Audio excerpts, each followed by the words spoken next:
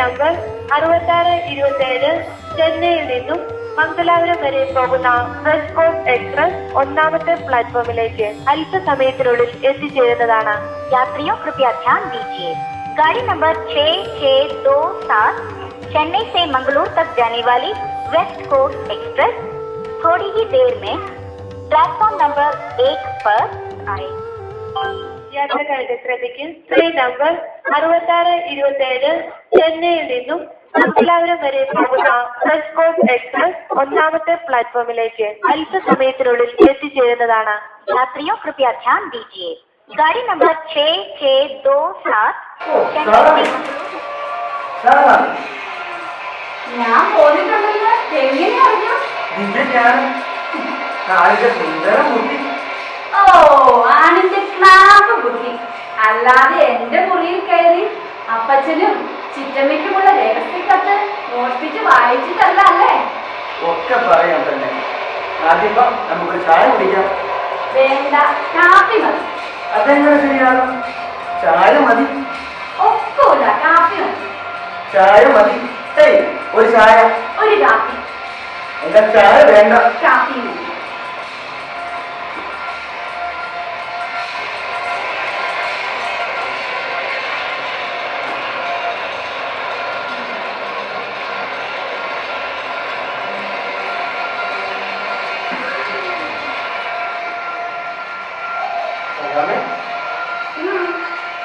എന്റെ സൗകര്യമേ എന്താ എന്താ ആകാശം മിഠായി അച്ഛോ? മധുര സുന്ദരമില്ല വിളിക്കാൻ പള്ളയായിരിക്കും.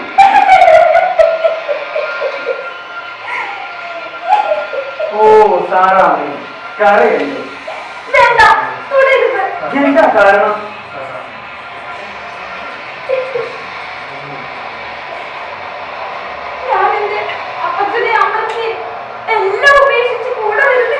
വരുന്നുണ്ട്. അതിന് എനിക്ക് വേണ്ടി ഒരു കാപ്പി കുടിച്ച് ത്യാഗം ചെയ്യാൻ പോലും കൂട്ടാക്കാതെ എന്നെ പകരം തിരിക്കാൻ പോകുന്നു.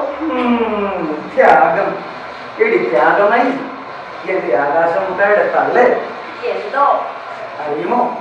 പിന്നെ നമ്മൾ ദേശീയഭാഗം ചെയ്ത് പരസ്യമായി ഒരു ഫസ്റ്റ് ക്ലാസ് സാരി പ്രധാനമായി മാറും. എന്താ, സമ്മതമാണോ?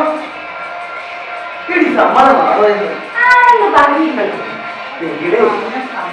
എങ്കിലേ നിനക്ക് 3 കാര്യത്തിൽ പരിപൂർണ സാധനം ഉണ്ടായിരിക്കും. അതെ, ആഹാരം, വസ്ത്രം, പിന്നെ വിശ്വാസം. അപ്പോ നമ്മുടെ വീട്ടിൽ 2 അടുക്കള ഉണ്ടായിരിക്കും. ഒരൊറ്റ അടുക്കള. അപ്പൊ 2 തരം ആഹാരം ഞാൻ പാകം ചെയ്യണം. ഒരൊറ്റ തരം. മറ്റാരുടെ? എന്റെ അടുക്കളക്കാരന്റെ അല്ലാതായിരുന്നു. അത് ന്യായം. ഞാൻ കാലത്തെ കാപ്പിയേ ഉണ്ടാക്കും. ഓ ശരി ശരി. അതിനുശേഷം ഞാൻ പുറത്തു പോയി ചായ കുടിച്ചോളാം. അത് ഞാൻ സമ്മതിക്കില്ല. കിട്ടുന്ന ശമ്പളം മുഴുവനായും എന്നെ തന്നെ. പ്രിയപ്പെട്ട ഞാൻ എങ്ങനെ ചായ കുടിക്കും? ഞാൻ എന്തെല്ലാം ത്യാഗം ചെയ്തോളാണ്. അപ്പോൾ ഞാൻ സഹരാമന് വേണ്ടി തലകുട്ടിയിരുന്നതോ? ഓ, അത് വലിയ ത്യാഗമാണോ? പ്രേമപാചനത്തിന് വേണ്ടി മഹാസാമ്രാജ്യങ്ങൾ ഉപേക്ഷിച്ചവരില്ലേ? ചീങ്കണ്ണിയുമായി യുദ്ധം ചെയ്തവരില്ലേ? പ്രിയപ്പെട്ട മായാമോഹിനി, എടി മധുര സുരഭില സുന്ദര നിലാവലിച്ചമേ, പ്രേമപാചനത്തിന് വേണ്ടി ഒരു വട്ടമെങ്കിലും തലകുട്ടിയില്ല. ഇങ്ങനെ ആര് ചെയ്തിട്ടുണ്ടെങ്കിൽ പ്രപഞ്ച ചരിത്രത്തിൽ കാണുമോ ഇതുപോലൊന്ന്? ഇതിനേക്കാൾ ശരിയായ ത്യാഗം ഏത് തന്നെ?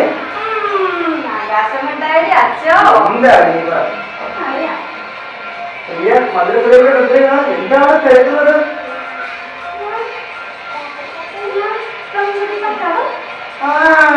അത് പ്രേമലേഖനം. ഞാനത് പൊട്ടിച്ച് നോക്കിയിട്ടേ ഇല്ല.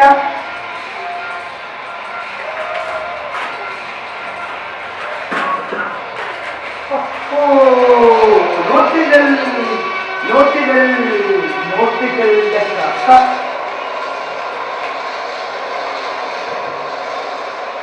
1099 രൂപയുടെ നോട്ടുകൾ. അപ്പോൾ കണ്ണകാശത്തെയും ചിലവാക്കാതെ സൂക്ഷിച്ചു വെച്ചു അല്ലേ? ഇതിൽ നിന്നേ ഒരു വാച്ചും മോതിരവും വാങ്ങിച്ചോ കേട്ടോ. കേട്ടു. എങ്കിലും മറ്റവൻ എവിടെ? ഏത്? ഓ, ഒന്നും അറിയാത്തതുപോലെ. അത് മറ്റേത് പ്രേമലേഖനം. വായിക്കാൻ തിടുക്കമായി അല്ലേ? ചുമ്മാ ഒന്ന് നോക്കാനാണ് തങ്കപ്പനെ. എങ്കിലേ ദാ നോക്കിക്കോളൂ. കണ്ടേ, ഞാനാകുന്ന പ്രേമലേഖനം, യുവതിയാകുന്ന യുവാവാകുന്ന പ്രേമലേഖനം. അത് കലക്കി. യുവതിയും യുവാവും, നീയും ഞാനും, കേശവൻ നായരും സാറാമനും. ഉഗ്ര സ്റ്റൈല്. എങ്കിലും മറ്റേതെവിടെ കാണിക്കും? ഏത്? ഓ, അത് മറ്റേത് പ്രേമലേഖനം.